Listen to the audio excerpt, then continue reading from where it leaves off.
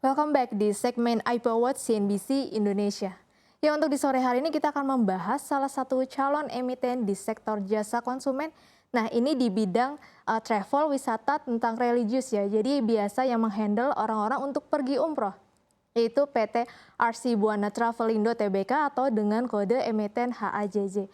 Nah, ini tak lama lagi akan listing di Bursa Efek Indonesia pada tanggal 4 April 2023. Di mana harga penawarannya berada di Rp140 hingga Rp145. Nah, untuk saham yang akan ditawarkan nanti sebanyak 6,8 juta lot atau setara dengan market cap sekitar 96 hingga 99 miliar rupiah. Nah, yang menariknya lagi nanti akan gratis suara nih, yaitu dengan rasio 5:4, di mana setiap pembelian 5 saham baru HAJJ akan mendapatkan gratis 4 waran. Nah, lalu untuk apa penggunaan dana IPO dari HAJJ? Kita akan bahas di slide di samping saya. Ya, untuk penggunaan dana IPO, sekitar 60% ini akan digunakan untuk pembelian tiket pesawat ya nantinya. Dan sekitar 40%-nya ini akan dipakai untuk booking hotel. Jadi memang bisnisnya kan di bidang travel wisata ya. Nah, jadi memang difokuskan untuk perseroan untuk sebagai modal kerjanya. Nah, lalu seperti apa bisnis dari HAJJ? Ini kita akan bahas di slide selanjutnya. Ya, untuk bisnisnya sendiri bisa lihat di samping saya adalah bidang jasa pelayanan wisata ya. Wisata terutama untuk religius yang biasa memang mengelola atau mengatur untuk orang-orang yang ingin pergi umroh. Nah, di HAJJ ini dia juga sudah menyiapkan serta akomodasi, kemudian juga ada transportasinya. Jadi kayak perjalanan selama ada di Madinah, kemudian juga reservasi untuk hotel dan juga tiket pesawatnya. Nah, lalu bagaimana dengan valuasi dari HAJJ? Kita akan bahas di slide selanjutnya. Ya, bisa dilihat di samping saya adalah rasio keuangan dari HAJJ ya. Di mana tadi harga IPO yang ditawarkan sebesar Rp140 hingga Rp145. Nah, sedangkan harga kewajaran dari HAJJ sendiri hanya berada di Rp64 hingga Rp66. Ini menandakan bahwa sebenarnya harga saham HAJJ ini ditawarkan dengan 2 kali lebih mahal ya, atau investor atau calon investor harus membayar 2 kali lebih mahal. Nah, kita juga bisa lihat secara gross profit marginnya atau GPM-nya ini berada di 6,35% saja. Ini marginnya cukup kecil ya, yang berarti antara selisih pendapatan dengan beban pokoknya ini keuntungannya atau marginnya itu hanya sekitar 6,3% saja. Sehingga kalau kita bisa lihat secara net profit marginnya atau kemampuan dia menghasilkan laba bersih ini hanya sekitar 3% saja. Nah, lalu untuk yang menariknya nih, untuk ROA dan ROE-nya ini cukup tinggi ya. Untuk return on assetnya berada di 11,20%. Ini sudah di atas 8,3% ya, atau di atas rata-rata. Ini menandakan bahwa untuk pengelolaan aset terhadap laba bersih HAJJ ini cukup efisien. Lalu kita lihat juga return on equity-nya sudah berada di 6%, yang menandakan bahwa kemampuan dia mengelola modal terhadap laba bersihnya juga sudah cukup baik. Nah, lalu juga ada debt equity ratio nih, sudah berada di 86,60%. Ini masih angka yang cukup sehat juga, karena kalau masih di bawah 100% dia ini masih cukup sehat ya. Berarti dalam dia membayar kewajiban terhadap modalnya ini masih cukup sehat atau masih cukup baik.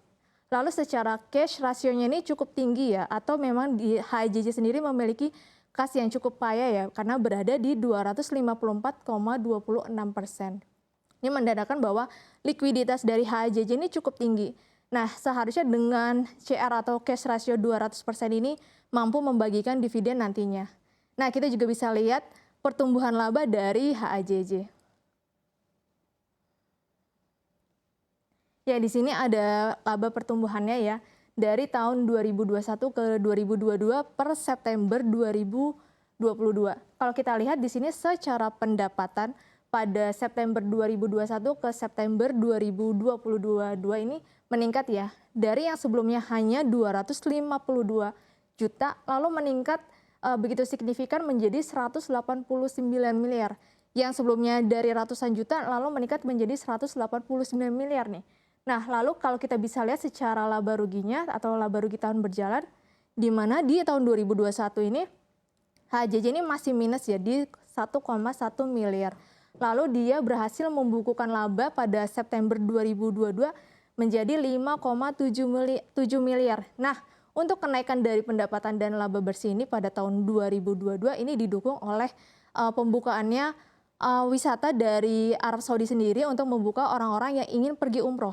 Dan di saat Januari 2022 juga kebijakan pemerintah Indonesia sudah memperbolehkan masyarakatnya untuk pergi umroh. Nah ini yang membuat dari HJJ ini pendapatannya naik cukup signifikan ya, karena memang untuk wisata umrohnya sudah dibuka kembali. Nah lalu yang menarik ini nanti akan ada dividen di mana di dalam prospektusnya juga tercatat oleh HAJJ. Ya, di samping saya ini ada simulasi dividen ya. Jadi di dalam prospektus HAJJ ini memberikan statement bahwa akan membagikan dividen sebanyak-banyaknya sekitar 25% yang akan berlaku nanti tahun buku 2025. Nah, kita bisa simulasikan dengan laba bersih per September 2022. Nah, kalau kita lihat di sini tadi dividennya sekitar 25% dari laba bersih ya. Laba bersih per September 2022 ini di sini sekitar 5,8 miliar. Kalau kita kalikan 25% hasilnya sekitar 1,4 miliar. Yang menandakan bahwa HJJ ini membutuhkan dana sekitar 1,4 miliar untuk membagikan dividen kepada para investornya. Lalu kas akhir per 30 September 2022 ini berada di 8,9 miliar. Dia hanya butuh 1,4 miliar untuk dibagikan kepada investor, sedangkan kasnya dia berada di 8,9 miliar. Ini menandakan bahwa kasnya masih cukup banyak untuk dipotong sebagai dividen untuk para investornya ya, sehingga sisa kasnya masih tersisa 7,4 miliar. Karena tadi kita lihat sendiri bahwa cash rasionya itu masih sekitar 250%.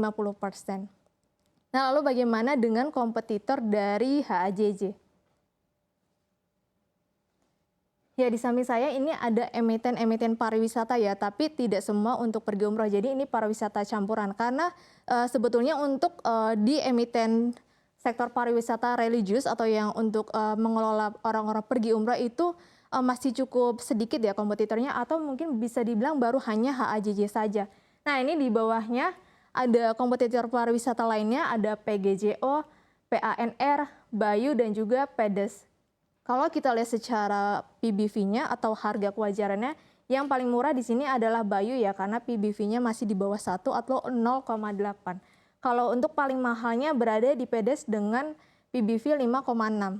Nah, tapi HJJ juga termasuk cukup mahal ya, karena kita harus membayar 2 kali lebih mahal. Secara gross profit margin-nya bisa dilihat di sini yang paling cukup tinggi adalah PGJO di 16% dan Pedes di 17,47%. Nah, tapi angka 16 dan 17% ini sebenarnya marginnya masih cukup kecil ya kalau dibandingkan dengan sektor-sektor lainnya. Lalu untuk yang terendah di sini ada Bayu dan juga HAJJ hanya di sekitar 5 hingga 6% saja. Lalu kalau secara kemampuan menghasilkan laba bersih atau NPM-nya di sini yang cukup baik, memang justru HAJJ ya berada di 3%.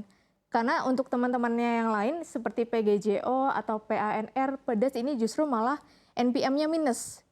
Kenapa NPM-nya ini bisa minus? Dikarenakan pada kuartal sebelumnya untuk PGJO dan juga PANR dan juga Pedes ini masih membukukan kerugian. Sehingga kalau ketika masih emiten membukukan kerugian, menyebabkan net profit marginnya itu minus ya. Nah lalu bagaimana ini dengan prospek bisnis dari HAJJ? Yang bisa lihat di samping saya ini, ada 3 prospek bisnis dari HAJJ ya.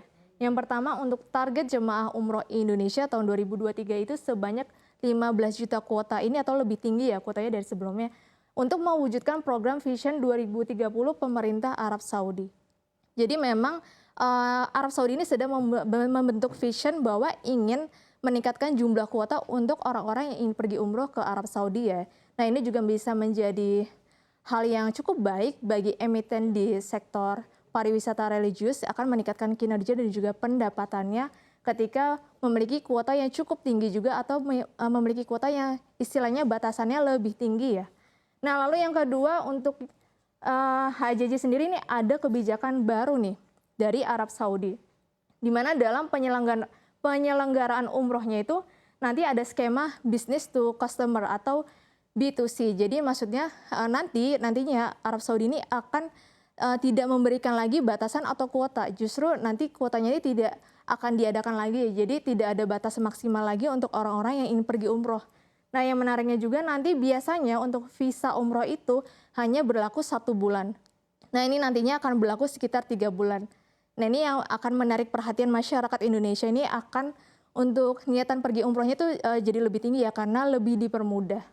Nah, lalu yang ketiga ini ada biaya umroh pada tahun 2023 ini potensinya naik. Kenapa naik? Karena permintaan umroh di tahun sebelumnya ini juga naik cukup signifikan ya.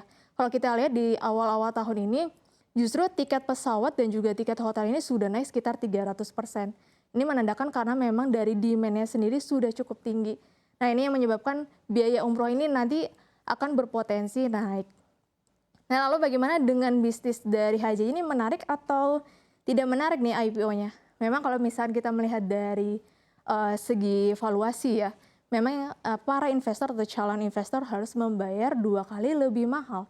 Tapi kalau misalkan kita melihat prospek bisnisnya di tahun ini memang cukup cerah ya, karena memang untuk permintaan dari umroh sendiri sedang tinggi-tingginya di tahun ini karena memang sedang musim umroh. Tapi ini bisa jadi musiman juga atau tidak nih? Ini bisnisnya harus dipelajari lebih dalam lagi. Karena memang marginnya tadi kan cukup kecil ya, hanya sekitar 6%. Kalau misalkan marginnya kecil lalu pendapatannya turun, ini akan membuat menggerus laba dari HIJJ lagi. Jadi mungkin kalau misalkan teman-teman ingin mencari emiten yang lebih tinggi gross profit marginnya, ya mungkin HIJJ bukan hal yang cukup menarik ya. Jadi mungkin bisa dipertimbangkan lagi apakah secara bisnis ini menarik atau dari valuasi. Jadi balik lagi ke teman-teman. Nah, ini disclaimer on ya. Mungkin itu saja yang bisa saya sampaikan di segmen IPO hari ini. Saya kembalikan ke Syafira.